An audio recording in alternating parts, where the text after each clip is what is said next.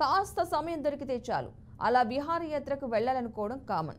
Family, friends, bachelors ఇలా అన్ని రకాల వ్యక్తుల కాలక్షేపం కోసం ఆ ప్రదేశాన్ని ఎంచుకుంటున్నారు.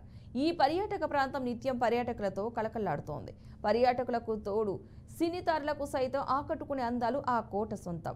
పెళ్లి కన్ఫర్మ్ అయిన జంటలు, పెళ్లి తర్వాత కొత్త జంటలు ఆ పర్యాటక ప్రాంతాన్ని చూడడానికి క్యూ కడుతున్నారు. ఇంతకీ అంతగా ఆకట్టుకునే అందాల కోట ఎక్కడ అలరించిందో, ఆ ప్రదేశం ఏంటో ఇప్పుడు చూద్దాం.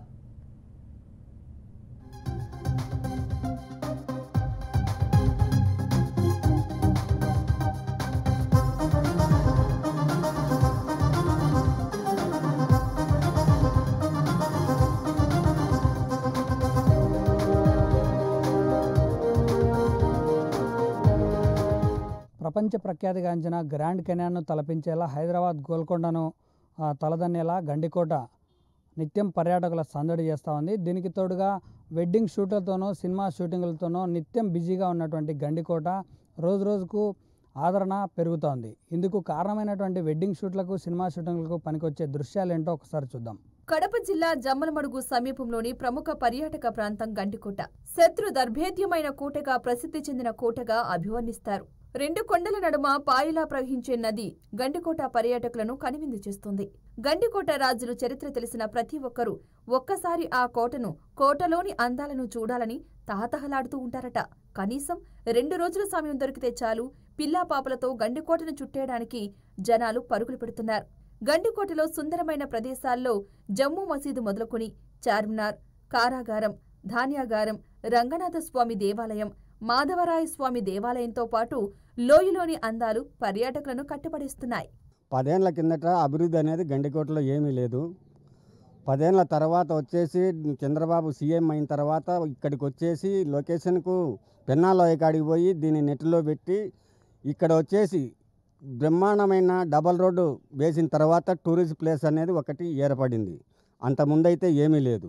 ఈ గండికోట గురించి, మాధవరాయుడు స్వామి దేవాలయం గురించి ఇది 11వ శతాబ్దం నుంచి, నా వయసు 50 ఏళ్ళు అవుతుంది. నేను పుట్టి పెరిగిన నుంచి ఈ దేవాలయం ఇట్లే ఉంది, కానీ దీని డెవలప్ అయితే ఏమీ లేదు.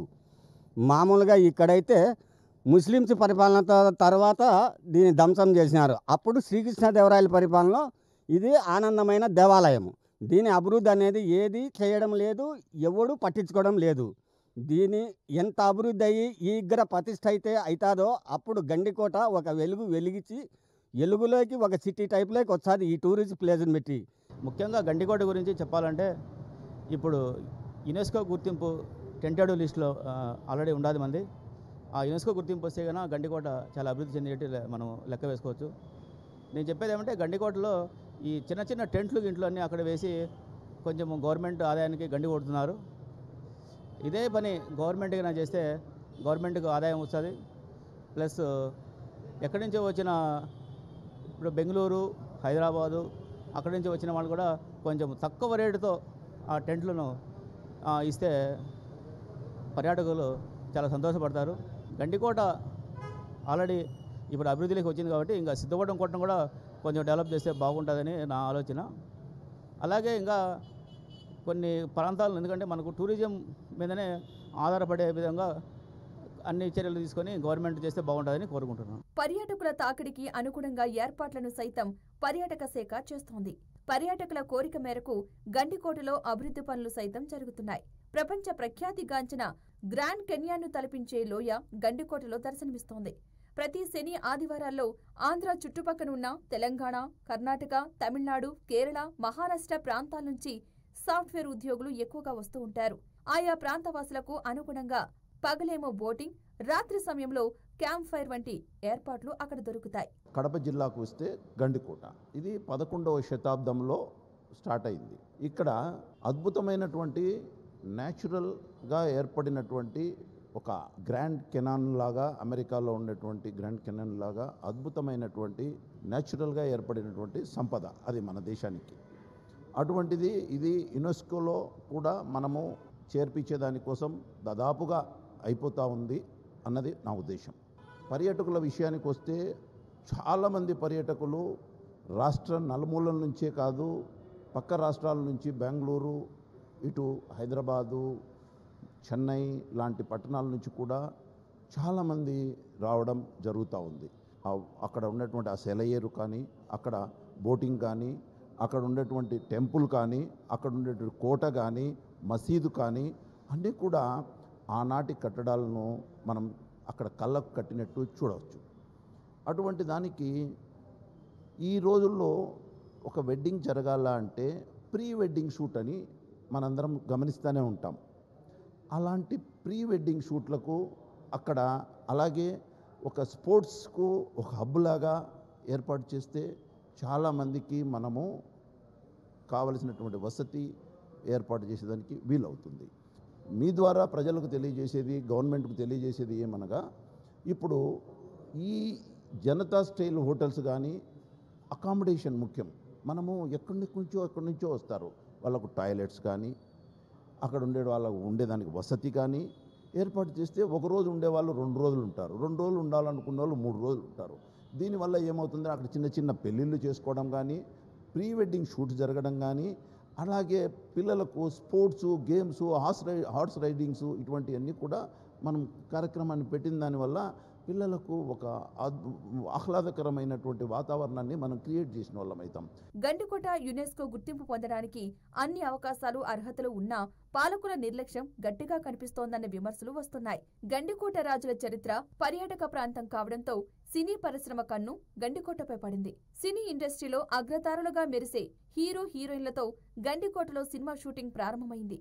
స్టార్ కమేడియన్ కమ్ హీరో అయిన సునీల్ మొదలుకొని బాక్సాఫీస్ ను షేక్ చేసే కమల్ హాసన్ వరకు అందరి హీరోల సినిమాలు గండికోటలో షూట్ చేస్తున్నారు.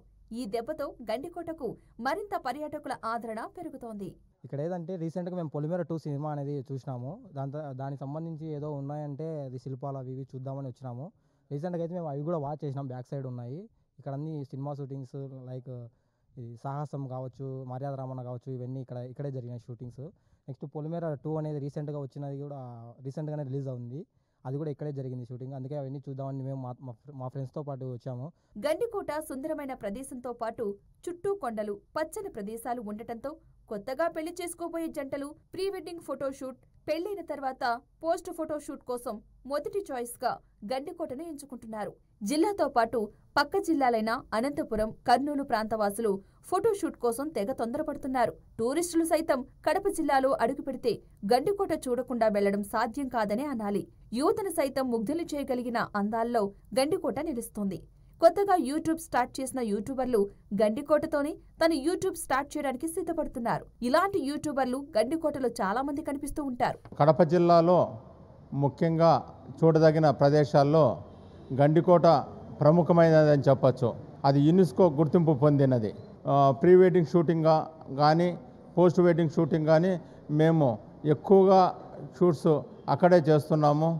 అక్కడ సరైన ప్రదేశాలు, మంచి గుర్తింపు తగిన స్థలాలు ఉన్నాయి కాబట్టి మంచి షూట్లకు అనుకూలంగా ఉంది కాబట్టి ప్రతి ఒక్కరము కూడా మా జిల్లా నుంచే కాదు, పక్క జిల్లాలలో నుంచి, రాష్ట్రంలో నుంచి, ఇతర రాష్ట్రాల నుంచి కూడా వచ్చి షూట్ చేసుకుంటున్నారు. ఈ గండికోట అదే పనిగా తీయాలని అయితే అదే పనిగా మా ఫ్రెండ్స్ని అందరిని ఒప్పించి అయితే వచ్చినాము. వాళ్ళు కూడా మూవీ షూటింగ్లో జరిగినాయి కదా, మూవీ షూటింగ్స్ చాలా, అది దగ్గర నుంచి చూడాలా, మనం కూడా చూద్దాము, ఎప్పుడు మూవీస్లోనైనా దగ్గరికి వచ్చి చూద్దామని అయితే అదే పనిగా 1 month నుంచి అయితే అందరిని అడుగుతూ ఉన్నాను. లాస్ట్కి అయితే ఒక 10 days నుంచి అయితే భంగపడి అందరిని అయితే పిలుచుకొని వచ్చాను. గండికోట అయితే చూసాము మొత్తము. సినిమాలు అయితే ఏమేమి చూపించినారో మా ఫ్రెండ్స్ నేనైతే ప్రతి ఒక్కటి చూసాము. సినిమాలు పొలిమేర 2 జరిగింది రీసెంట్గా. మా ఫ్రెండ్ అయితే అదే పనిగా చేతబడి చేస్తాడు కదా, అదైతే కూర్చొని అదే పనిగా వాడైతే చేసి చూపించాడు. ప్రతిదీ అయితే చూసాము గండికోటలో. ఇప్పుడైతే ఇంకా ఆ పక్క మసీదు అంతా ఉంది కదా. గండికోట పర్యాటక ప్రాంతంలో టూరిజం డెవలప్మెంట్ లో భాగంగా కయాకింగ్, ట్రెక్కింగ్ వంటి సదుపాయాలు ఉన్నాయి. గండికోట మొదట్లోనే హరిత హోటల్ సమీపంలో స్పోర్ట్స్ స్కూల్ అందుబాటులో ఉంది. అక్కడ గేమ్స్ తో పాటు అనుభవజ్ఞులతో శిక్షణ కూడా ఇప్పిస్తున్నారు. ఇంతటి ప్రఖ్యాతి కలిగిన గండికోటను అందరూ ఒకసారి చూడండి. అసలే ఎండాకాలం, వేసవి విడుదలలో భాగంగా గండికోటను చూసి మీ అభిప్రాయం కూడా మీ మిత్రులతో పంచుకోండి. చూశారుగా, పెన్నాలోయ ఒడ్డున ఉన్నటువంటి గండికోట శత్రు దుర్భేదంగా దర్శనమిస్తూ ఉంది. అలాగే పర్యాటకులను కూడా ఆకర్షిస్తూ ఉంది. ఇంతటి ఘన చరిత్ర కలిగినటువంటి గండికోటలో హిందువుల పాలకులకు గుర్తుగా దేవాలయాలు, ముస్లిం పాలకులకు గుర్తుగా మసీదులు అన్నీ కూడా ఇక్కడ ప్రత్యక్షమవుతాయి. ఇంతటి చరిత్ర కలిగినటువంటి గండికోటలో సినిమా స్టార్లను స్వాగతం పలుకుతూ ఉంది. అలాగే ప్రీ వెడ్డింగ్, పోస్ట్ వెడ్డింగ్ చేసుకున్నటువంటి కొత్త జంటలకు కూడా ఇక్కడ కొత్త ప్రదేశాలు ఆకర్షణగా నిలవడంతో వాళ్ళందరూ కూడా ఇక్కడికి వచ్చి తమ వెడ్డింగ్ షూట్ కూడా పూర్తి చేసుకుంటున్నారు. ఇంత ఆహ్లాదకరమైనటువంటి ప్రదేశాలను చూడాలంటే కడప జిల్లాలోని గండికోటకు వచ్చి ఇక్కడ అందాలను ఒకసారి ఖచ్చితంగా వీక్షించాల్సిందే. వీడియో జర్నలిస్ట్ శ్రీనివాసులతో సురేంద్ర యాదవ్, గండికోట నుంచి.